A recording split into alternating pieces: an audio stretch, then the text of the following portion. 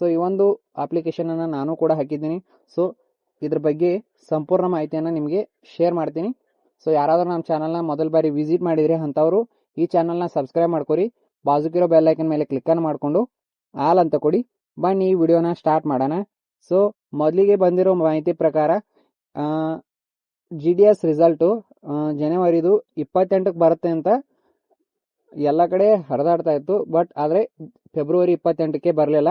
So ಈಗ ಬಂದಿರೋ ಮಾಹಿತಿ ಪ್ರಕಾರ ಸೊ ಇನ್ನು ಬುಧವಾರ ಅಥವಾ ಬುಧವಾರದಿಂದ ಶನಿವಾರದ ಒಳಗಡೆ ನಿಮ್ಮ ಒಂದು ರಿಸಲ್ಟ್ ಬರುತ್ತೆ ಅಂತ ಅಫಿಷಿಯಲ್ ಆಗಿ ಅನೌನ್ಸ್ ಮಾಡಿದ್ದಾರೆ. ಸೊ ನಾನು ಇವತ್ತು ಡಿಪಾರ್ಟ್ಮೆಂಟ್ಗೆ ಕಾಲ್ ಮಾಡಿ ಕೇಳಿದ್ದೀನಿ. ಸೊ ಅದನ್ನು ಅಫಿಷಿಯಲ್ ಆಗಿ ಅವರು ಬುಧವಾರದಿಂದ ಶನಿವಾರದೊಳಗಾಗಿ ನಿಮ್ಮ ಒಂದು ರಿಸಲ್ಟ್ ಬರುತ್ತೆ. ಸೊ ಇದು ಅಫಿಷಿಯಲ್ ಆಗಿ ಡಿಪಾರ್ಟ್ಮೆಂಟ್ ಕಡೆಯಿಂದ ಬಂದಂಥ ಒಂದು ಮಾಹಿತಿಯಾಗಿದೆ. ಸೊ ಯಾರು ಇನ್ನೂ ಕಾಯ್ಕೋತ ಕುಂತಿದ್ದೀರಿ, ಸೊ ಇನ್ನು ಬುಧವಾರ, ಗುರುವಾರ, ಶುಕ್ರವಾರ, ಸೊ 4-5 ದಿನಗಳ ತನಕ ಟೈಮ್ ಇದೆ. ಬುಧವಾರದಿಂದ ಶನಿವಾರ ತನಕ ನೀವು ಕಾಯಬೇಕಾಗತ್ತೆ. ಸೊ ಇನ್ನು ಸೊ ಎಲ್ಲರೂ ಸಬ್ಸ್ಕ್ರೈಬ್ ಮಾಡ್ಕೊರಿ. ಯಾಕಪ್ಪ ಅಂದ್ರೆ ಅಪ್ಲಿಕೇಶನ್ ರಿಸಲ್ಟ್ ಬಂದ ತಕ್ಷಣ ನಾನು ಚೆಕ್ ಮಾಡಲಿಕ್ಕೆ ನಾನು ಹೇಳ್ತೀನಿ ನಿಮಗೆ. ಸೊ ವೆಬ್ಸೈಟ್ ಕೂಡ ಬಿಡ್ತೀನಿ. ಸೊ ಯಾವ ರೀತಿಯಾಗಿ ಚೆಕ್ ಮಾಡೋದಂತ ಅದ್ರ ಬಗ್ಗೆ ಕೂಡ ವಿಡಿಯೋ ಮಾಡಿ ತೋರಿಸ್ತೀನಿ ನಿಮಗೆ. ಸೊ ರಿಸಲ್ಟ್ ಬಂದ ತಕ್ಷಣ ನಿಮಗೆ ಯಾವ ರೀತಿಯಾಗಿ ಚೆಕ್ ಮಾಡೋದಂತ ಅದ್ರ ಬಗ್ಗೆ ಕೂಡ ವಿಡಿಯೋ ಮಾಡ್ತೀನಿ. ಸೊ ಈ ಚಾನಲ್ನ ಸಬ್ಸ್ಕ್ರೈಬ್ ಮಾಡ್ಕೊಂಡ್ರೆ ನಿಮ್ಗೆ ಎಲ್ಲ ರೀತಿಯಾಗಿ ಬೆನಿಫಿಟ್ ಸಿಗುತ್ತೆ. ಸೊ ಇನ್ನು ಮುಂದೆ ವೆರಿಫಿಕೇಷನ್ ಮಾಡಿಸ್ಬೇಕಾದ್ರೆ ಯಾವ್ಯಾವ ಡಾಕ್ಯುಮೆಂಟ್ ಬೇಕಪ್ಪ ಅಂದರೆ ಮೇನ್ ಆಗಿ ನಿಮ್ಮ ಆಧಾರ್ ಕಾರ್ಡ್ ಬೇಕಾಗುತ್ತೆ. ಅಂದರೆ ಐಡೆಂಟಿಟಿ ಪ್ರೂಫ್ ಅಂತೇಳಿ ಆಧಾರ್ ಕಾರ್ಡು ಕೊಡ್ಬೋದು, ಆ್ಯಂಡ್ ಪ್ಯಾನ್ ಕಾರ್ಡ್ ಕೊಡ್ಬೋದು, ಮತ್ತು ವೋಟಿಂಗ್ ಕಾರ್ಡ್ ಕೊಡ್ಬೋದು.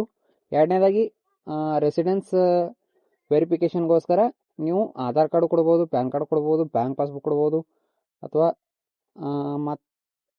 ಮತ್ತು ವೋಟಿಂಗ್ ಕಾರ್ಡು ಕೂಡ ಕೊಡ್ಬೋದು.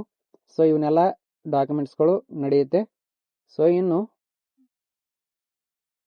ಮೇನ್ ಆಗಿ ನಿಮ್ಮ ರಿಸಲ್ಟ್ ಯಾವುದರ ಮುಖಾಂತರ ಆಗಿದೆ ಅಂತ ತೋರಿಸ್ಲಿಕ್ಕೆ 10ನೇ ತರಗತಿಯದು ಅಂದರೆ ನೀವು ಕೊಟ್ಟಂಥ ರಿಸಲ್ಟ್ ಕರೆಕ್ಟ್ ಆಗಿದೆ ಅಲ್ವ ಅಂತ ಹೇಳಲಿಕ್ಕೆ 10th ರಿಸಲ್ಟ್ ಬೇಕಾಗುತ್ತೆ. ಸೊ ಅದಕ್ಕೋಸ್ಕರ ಎಲ್ಲರೂ ಕೂಡ ನಿಮ್ಮ ಒಂದು ಒರಿಜಿನಲ್.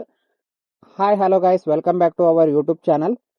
ಇವತ್ತಿನ ವಿಡಿಯೋದಲ್ಲಿ ಇಂಡಿಯನ್ ಪೋಸ್ಟ್ ಆಫೀಸ್ GDS ಬಗ್ಗೆ ನಿಮಗೆ ಮಾಹಿತಿಯನ್ನು ತಿಳಿಸ್ಕೊಡ್ಲು ಈ ವಿಡಿಯೋ ಮಾಡ್ತಾ ಇದ್ದೀನಿ. ಸೊ ಯಾವಾಗ ರಿಸಲ್ಟ್ ಬರುತ್ತೆ ಮತ್ತು ವೆರಿಫಿಕೇಷನ್ ಮಾಡಬೇಕಾದ್ರೆ ಯಾವ್ಯಾವ ಡಾಕ್ಯುಮೆಂಟ್ಸ್ ತೊಗೊಂಡು ಹೋಗಬೇಕು, ಸೊ ವೆರಿಫಿಕೇಷನ್ ಎಲ್ಲಿ ಮಾಡಿಸ್ಬೇಕಾಗತ್ತೆ, ಸೊ ಸಂಪೂರ್ಣವಾದ ಒಂದು ಕಂಪ್ಲೀಟ್ ಆದ ಮಾಹಿತಿಯನ್ನು ತಿಳಿಸ್ಕೊಡ್ತೀನಿ. 10th ಮಾರ್ಕ್ಸ್ ಕಾರ್ಡನ್ನು ತಗೊಂಡು ಹೋಗಲೇಬೇಕು. So original 10th marks card ಬೇಕಾಗುತ್ತೆ ವೆರಿಫಿಕೇಷನ್ಗೋಸ್ಕರ.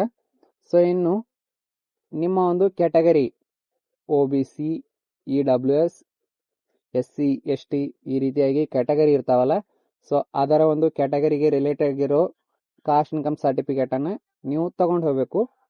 ಇನ್ನು ಎರಡನೇದಾಗಿ ಇನ್ನು ಮುಂದೆ ನಿಮ್ಗೆ ಏನಾದರೂ ಕಂಪ್ಯೂಟರ್ ಸರ್ಟಿಫಿಕೇಟ್ ಅದು ಇತ್ತಪ್ಪ ಅಂದ್ರೆ ABPM ಆಗಿರೋರ್ದು ಏನು ನೀಡ್ ಇರಲ್ಲ ಅಷ್ಟೊಂದು. ಬಟ್ BPM ಆಗಿರೋರಿಗೆ ಕಂಪ್ಯೂಟರ್ ಸರ್ಟಿಫಿಕೇಟ್ ಬೇಕಾಗುತ್ತೆ. ಸೊ ಕಂಪ್ಯೂಟರ್ ವರ್ಕಿಂಗ್ ಇರುತ್ತೆ, ಬೇಸಿಕ್ ಕಂಪ್ಯೂಟರ್ ಸರ್ಟಿಫಿಕೇಟ್ ಇದ್ರೂ ಸಾಕು. ಸೊ ಇಷ್ಟು ಡಾಕ್ಯುಮೆಂಟ್ಸ್ ಬೇಕಾಗುತ್ತೆ.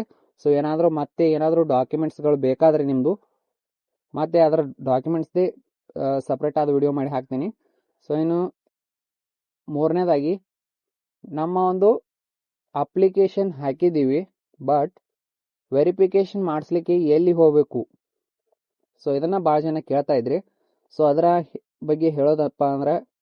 ಸೊ ಅದರ ಬಗ್ಗೆ ಹೇಳೋದಾದರೆ ನಿಮ್ಮ ಒಂದು ನೀವು ಎಲ್ಲಿ ಅಪ್ಲೈ ಮಾಡಿರ್ತೀರಿ, ಯಾವ ಒಂದು ಪ್ಲೇಸಿಗೆ ನೀವು ಅಪ್ಲೈನ ಮಾಡಿರ್ತೀರಿ, ಸೊ ಆ ಒಂದು ಪ್ಲೇಸ್ಗೆ ನೀವು ಡಾಕ್ಯುಮೆಂಟ್ ವೆರಿಫಿಕೇಷನ್ಗಾಗಿ ಹೋಗಬೇಕಾಗತ್ತೆ. ಸೊ ನೀವು ಕರ್ನಾಟಕದಲ್ಲಿ ಎಲ್ಲೇ ಮಾಡಿರಿ ಎಲ್ಲರದು ಕೂಡ ಡಾಕ್ಯುಮೆಂಟ್ ವೆರಿಫಿಕೇಷನ್ ನೀವು ಯಾವ ಪ್ಲೇಸ್ನಲ್ಲಿ ಹಾಕಿರ್ತೀರಿ ಅದೇ ಒಂದು ಪ್ಲೇಸ್ಗೆ ಹೋಗಿ ನೀವು ಡಾಕ್ಯುಮೆಂಟ್ ವೆರಿಫಿಕೇಷನ್ ಮಾಡಿಸ್ಕೋಬೇಕು.